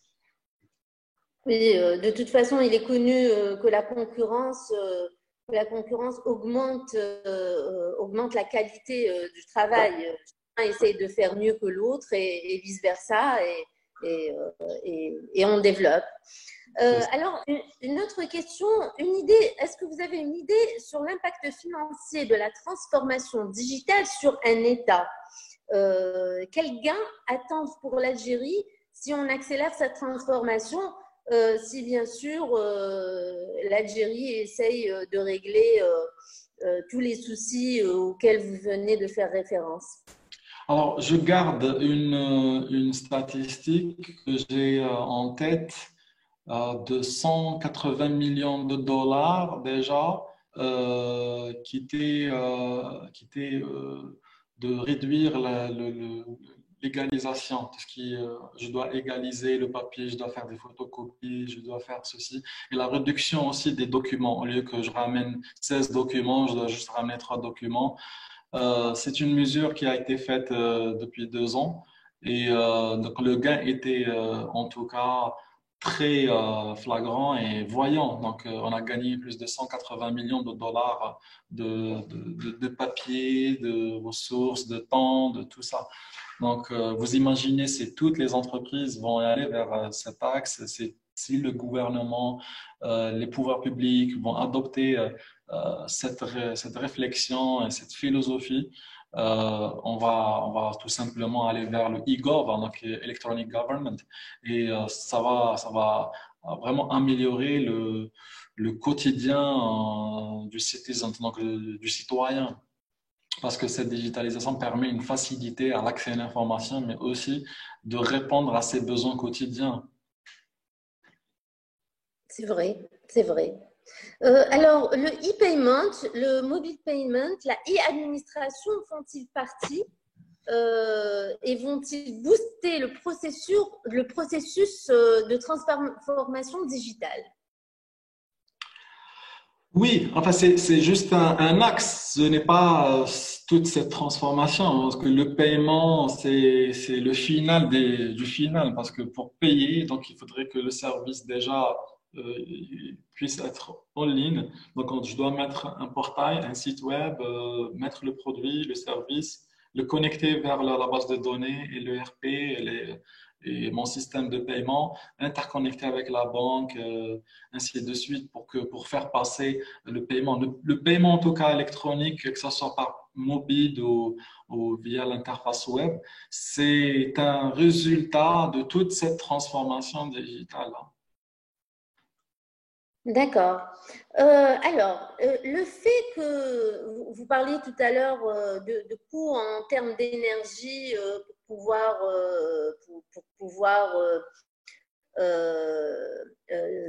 comment dire, refroidir les centres de stockage d'informations.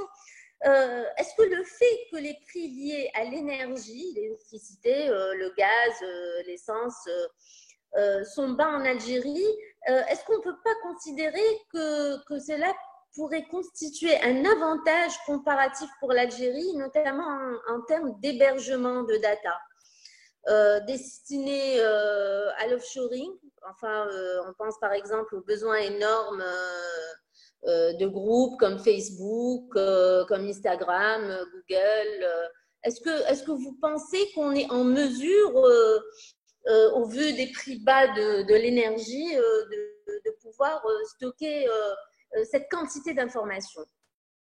Bon, déjà, la bonne nouvelle, c'est que Facebook et certains players donc, ont signé déjà avec l'Algérie Télécom, donc des contrats.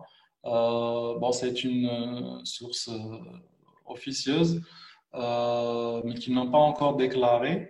Donc, le contenu, en tout cas, de Facebook, il est stocké en Algérie. Il y a juste quelques petites requêtes qui vont à l'international. Et ça réduit en tout cas la connectivité vers Facebook. Donc, vous pouvez même le constater quand vous accédez à Facebook. Il est rapide, les images puissent télécharger rapidement, les vidéos aussi. Plus on a le contenu, je dirais comme Netflix, si on a les films qui vont être stockés en Algérie, sur des data centers en Algérie, donc l'accès il est plus rapide et on aura une meilleure, en tout cas, bande passante pour accéder à ce film. Donc, je m'explique. Imaginez que moi-même, je vais héberger le film, je dirais, bon, allez, on va parler de Casa de Papel. Je vais le mettre sur mon serveur et toi, Rim, tu vas te connecter sur mon serveur pour télécharger et voir le film. En fait, ça, c'est plus rapide que d'accéder au fichier qui est installé ou qui est hébergé, par exemple, aux États-Unis. Parce que déjà, s'il y a une perturbation au niveau des fibres optiques, c'est plus difficile à voir en tout cas le fichier et consulter le film. Donc, mais comme on est en réseau local, donc en Algérie, donc c'est plus rapide et c'est plus robuste. Eh ben, merci beaucoup. Merci. On ne le savait pas. Je savais pas, moi-même, je ne savais pas qu'il y avait que Facebook stockait ses données en Algérie. Ben, ça, c'est une bonne nouvelle. Bah, C'est vous bien. avez aussi Google.dz aussi qui est là aussi. Bon, le Facebook ne stocke pas tout le Facebook en Algérie, hein, Non, donc c'est pas, une part- voilà. Donc le contenu algérien, parce qu'il y a des algorithmes très avancés.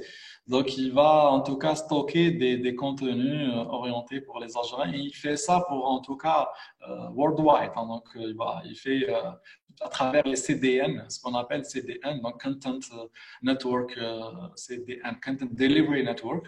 Donc c'est des hébergeurs qui stockent des copies de Facebook plus proches à l'utilisateur, qui sont plus proches à l'utilisateur. D'accord, Donc voilà, d'accord. comme nous, on peut jouer aussi ce rôle de CDN, donc on peut héberger des données. Je dirais par exemple 1 Tera de données, 1000 gigas de données, mais c'est des données qui sont répétitives, qui sont consultées beaucoup de fois. Et toi, Alim, donc tu vas les consulter. Donc, au lieu de consulter et aller aux États-Unis et ramener l'information, télécharger le film en question, par exemple, Casa de Papel, tu vas le télécharger en local et c'est plus rapide et robuste. Merci. Alors, on se rend compte que le niveau de nos programmeurs en Algérie, les codeurs informatiques, est vraiment très élevé. Ça, c'est incontestable. La preuve, c'est qu'ils trouvent du travail tout de suite dès lors où ils sont à l'étranger.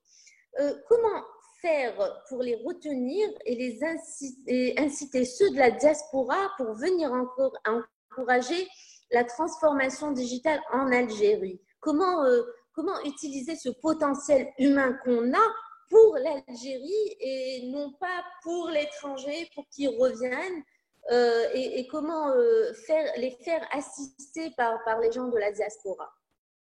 Alors, c'est très simple. Donc, en tout cas, on ne peut pas retenir quelqu'un, mais on doit créer cet environnement pour le retenir. C'est un peu normal. Bon, donc, comme tu as dit, il y a beaucoup de développeurs, ils ont beaucoup de technologies à maîtriser, mais eux-mêmes ne trouvent pas, en tout cas, les entreprises qui sont actives dans ce domaine-là. Donc, ils vont s'ennuyer rapidement et ils vont trouver des nouveaux Eldorado donc, ailleurs. Et malheureusement, donc, c'est ces autres pays qui vont bénéficier du savoir-faire et de toute, euh, je dirais, tout l'investissement qu'a fait l'Algérie pour cet individu. Parce que l'Algérie, en tout cas, investit beaucoup dans la formation de bout en bout, donc du scolaire, c'est un collège plutôt euh, euh, lycée, ainsi l'université, elle donne aussi une bourse pour qu'ils puissent continuer à acheter des livres et tout ça. Et à la fin, donc cet individu cherche un travail ailleurs, en dehors de l'Algérie, et il va en tout cas enrichir l'autre pays parce qu'il va non seulement l'enrichir du savoir qu'il a acquis de l'Algérie, mais de deux, il va payer des impôts, donc une imposition, donc il va enrichir le pays doublement. Il va payer aussi du loyer. Donc, et là, c'est un peu sensible, mais il faudrait je pense que les pouvoirs publics doivent créer cet environnement et doivent créer le Startup Nation, donc un écosystème. C'est là où ma philosophie de contribution avec Algeria Startup Challenge, parce que c'est un méga projet qu'on va essayer de réussir, Inch'Allah, de créer ce mégapole de start-up avec plusieurs types de synergies et des axes stratégiques par exemple, l'hôtellerie, dans l'énergie renouvelable, l'agriculture et la tech. Et c'est des axes, en tout cas stratégiques, que l'Algérie elle-même travaille là-dessus pour améliorer en tout cas son domaine d'activité stratégique et être plus variable que se concentrer sur que le oil and gas, que travailler sur que se positionner que sur la partie pétrole. Alors, est-ce qu'on peut imaginer créer l'équivalent d'un Bangalore, la ville en Inde qui développe 60% de toutes les applications du monde? Oui, alors pourquoi pas? Il faut rêver. Il faut rêver grand, il faut, je dirais, voir grand et commencer petit. Bangalore et les mégapoles, tous les mégapoles en tout cas qui ont émergé en Inde, c'est une vision qui a été développée par l'ex-ministre des TIC en Inde. D'un jour au autre, il s'est dit que voilà, maintenant, voilà comment l'Inde va travailler. On a la ressource humaine, mais on n'a pas le matériel. Ce qu'on va faire, on doit créer, en tout cas, cette nation de développeurs, cette armée de développeurs. Donc, ils ont commencé à travailler là-dessus, à faire des formations spécifiques, à faire des partenariats avec Microsoft, Google pour développer les langages. Et ça a permis, avec un espace de temps très réduit, de développer beaucoup de développeurs indiens et qui ont fait aussi même signer via d'autres. Je vous apprends pas. Donc Microsoft et Google sous-traitent en tout cas une partie de code en Inde. Beaucoup comme même Uber, même Udo, même Airbnb, beaucoup de développement qui a été fait en Inde. Ces géants-là, donc, ont fait leur développement spécifique de bout en bout chez les Indiens. Les Indiens, ils sont très méthodiques. D'ailleurs, ils parlent la langue anglaise qui est aussi une langue internationale. Donc, j'encourage en tout cas même nos Algériens à communiquer de plus en plus en anglais parce que c'est la langue où on peut communiquer avec 200 pays. En français, on peut communiquer juste avec 2, 3, 4 pays, mais l'anglais, c'est une langue internationale où on peut en tout cas faire du business et exporter ou la faire cette exportabilité des services. Euh, Très bien. Alors, le webinaire précédent, nous avons reçu M. Lotfi Belkheir qui nous a parlé d'innovation. Et en fait, il disait que l'innovation, c'était utiliser la technologie existante pour faire sortir quelque chose qui pourrait générer de la valeur.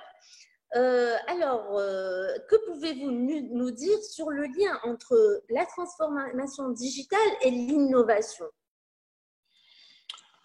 Alors, l'innovation, donc je salue en tout cas l'autre fille pour la qualité en tout cas de sa présentation que j'ai appris en tout cas beaucoup de choses, hein. Donc, il a bien parlé sur l'innovation et les méthodes d'innovation.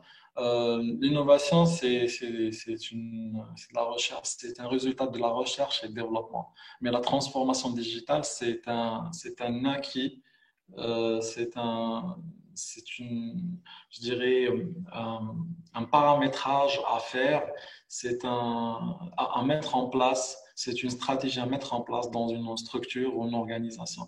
Mais l'innovation, c'est produire un nouveau produit, c'est produire, euh, c'est-à-dire des new business, donc développer de nouveaux marchés.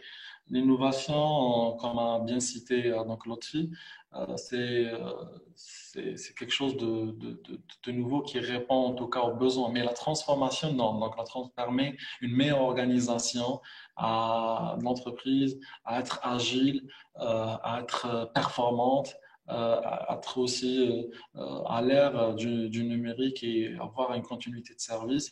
Mais à travers aussi cette transformation digitale, on peut innover aussi. On peut créer une structure recherche et développement pour innover.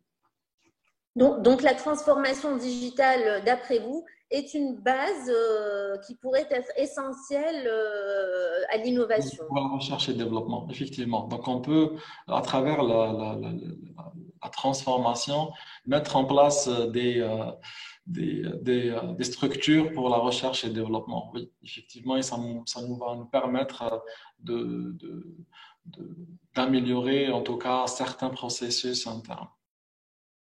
Merci beaucoup. J'aimerais qu'on parle un petit peu d'IRAD. IRAD est avant tout un ASP, Application Service Provider, c'est bien cela. Oui. Est-ce que vous pouvez nous expliquer en quoi consiste votre tâche au quotidien? Alors, ma tâche personnelle ou l'entreprise? La tâche de toute l'équipe, en fait, la tâche de la société IRAD. Très bien. Donc, comme tu as bien dit, donc, l'entreprise est une SS2I, Société spécialisée en engineering informatique. Nous sommes ASP. Donc, qui dit ASP, c'est Application Service Provider. Et ISP, c'est Internet Service Provider. Donc, fournisseur d'accès Internet et fournisseur d'accès d'application. Donc, on fournit les systèmes d'information comme les Odoo, comme des sites, comme l'hébergement, comme des infrastructures. Donc, on met en place, en tout cas, les plateformes et on accompagne les entreprises à cette transformation que je suis en train d'expliquer. Donc, en tout cas, nous avons une plateforme et nous avons ces mécanismes-là pour permettre les entreprises à rentrer dans l'ère du numérique. Mes tâches comme enfin, les tâches d'un manager, c'est pyramidal, donc la surveillance et monitoring, donc pour améliorer les processus, améliorer les indicateurs et les performances d'entreprise. Après, vous avez les managers N-1, donc au-dessous du top management qui vont faire de l'analyse des indicateurs et gérer les équipes, bien sûr, gérer la motivation, gérer les compétences et les talents. Après, vous avez N-2, donc ceux qui sont dans l'opérationnel, ceux qui développent, ceux qui font l'administration, la sécurité. Donc, ce sont des personnes qui vont vers le détail du détail pour, pour toujours une amélioration et pour améliorer leur indicateur, pour être promu, pour voilà. Monsieur Lamine Belbachir, vous appartenez au réseau Rallier et vous êtes très actif. C'est le réseau qui est actif pour la promotion de l'écosystème et de l'émergence de l'écosystème des startups en Algérie. Vous êtes aussi très actif avec l'Algeria Startup Challenge. Nous nous sommes d'ailleurs rencontrés chez CapCowork, l'incubateur qui accueille cet événement. Est-ce que pouvez-vous nous dire de plus sur les actions destinées à l'accompagnement de l'organisation de l'écosystème numérique en Algérie? Oui, ce que j'apprécie dans le réseau, donc c'est une multitude de synergies. Il y a une philosophie aussi dans ce réseau. Il y a aussi une grande compétence des personnes vraiment de valeur et tout ça, qui ont aussi une bonne volonté à contribuer à l'écosystème et enrichir en tout cas, et enrichir. Et cette motivation-là, donc moi, pour ma part, comme je vous ai cité, c'est une philosophie parce que j'y crois en Algérie. Moi, je suis retourné, en tout cas, de l'Europe en Algérie pour travailler en Algérie et pour faire valoir mon pays. Et, je suis engagé, en tout cas bénévolement, je suis engagé à accompagner les startups pour ne pas commettre des erreurs qu'on a fait au passé nous-mêmes, pour transmettre mon savoir-faire, pour aussi les accompagner, pour aussi les mettre en relation avec des business angels, donc des investisseurs. C'est en tout cas, c'est un réseau aussi de bonnes personnes que chacun travaille sur son métier dans la partie gouvernementale, dans la partie finance, TIC, coaching, tout ça, et communication. Et c'est important. Donc, je salue en tout cas l'initiateur, donc Hamid Bakli, Madame Slimani, Lotfi, Hakim, toi-même, Harim, et tout le, enfin, même, donc toutes les personnes qui travaillent d'Acheval, d'Ache-Pied à maintenir ce réseau-là et le faire évoluer. En tout cas, je vous tire chapeau et je dis en tout cas bon courage à nous et j'invite aussi des personnes qui veulent contribuer à ce réseau-là à nous joindre. Parce que c'est comme ça qu'on bâtit un écosystème dynamique, c'est comme ça qu'on va développer notre pays à une échelle très développée. Aussi, Ben, pardonnez, mais je, je, j'arrive pas à démarrer. Alors, je contribue aussi avec d'autres clusters, comme Algeria Cluster, c'est l'ensemble des clusters. Donc, moi, je suis membre fondateur et aussi administrateur.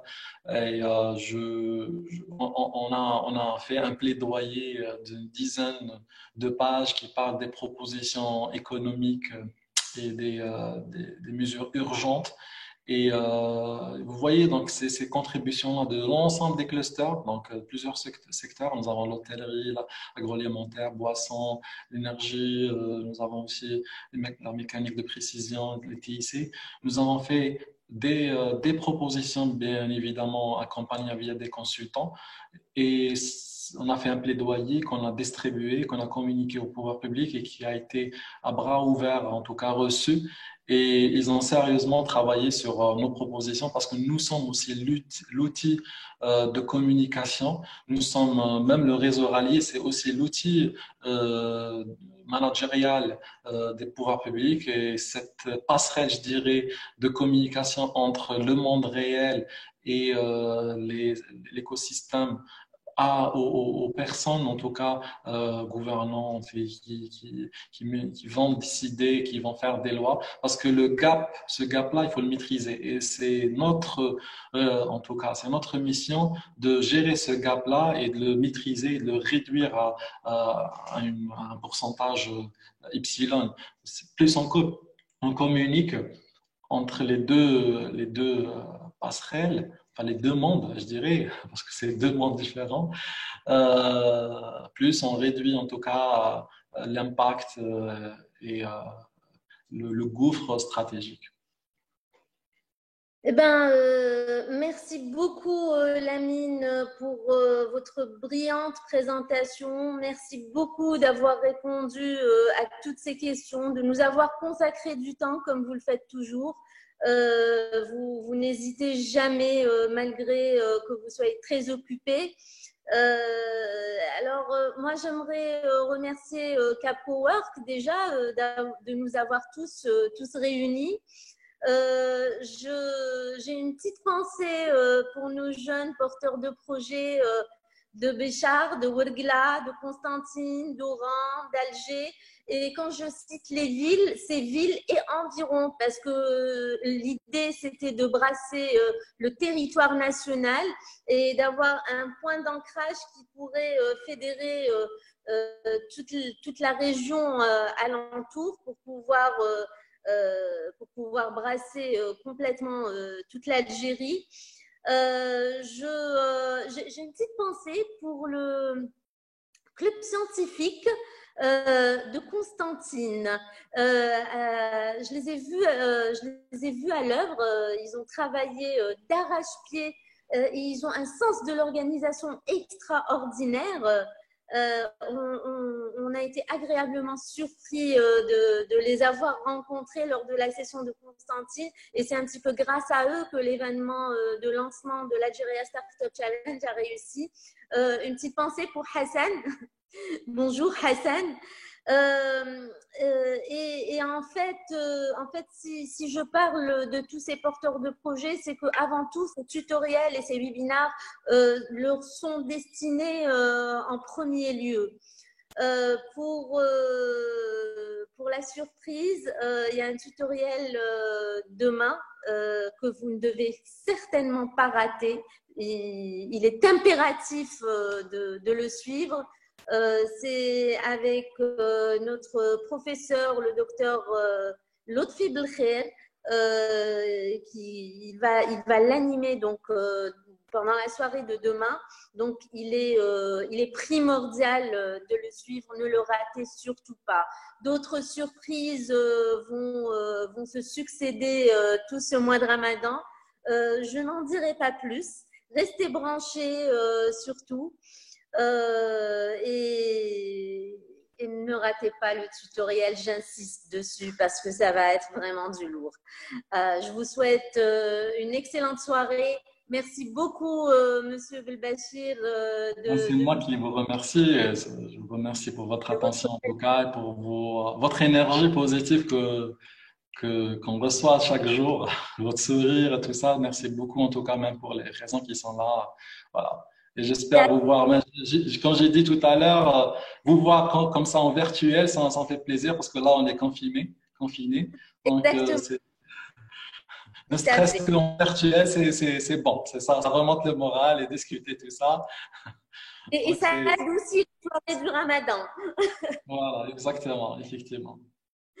Eh ben, je vous souhaite une excellente soirée, Sahas Holcom, et puis au prochain webinaire dans 2 jours, 2 ou 3 jours, dans 3 jours. Mais demain, en attendant, il y a le tutoriel avec le docteur Lotfi Belkhair. Allez, je vous souhaite une excellente soirée et au revoir, Monsieur Belbachir. Sahas Holcom, au revoir, salam. Salam.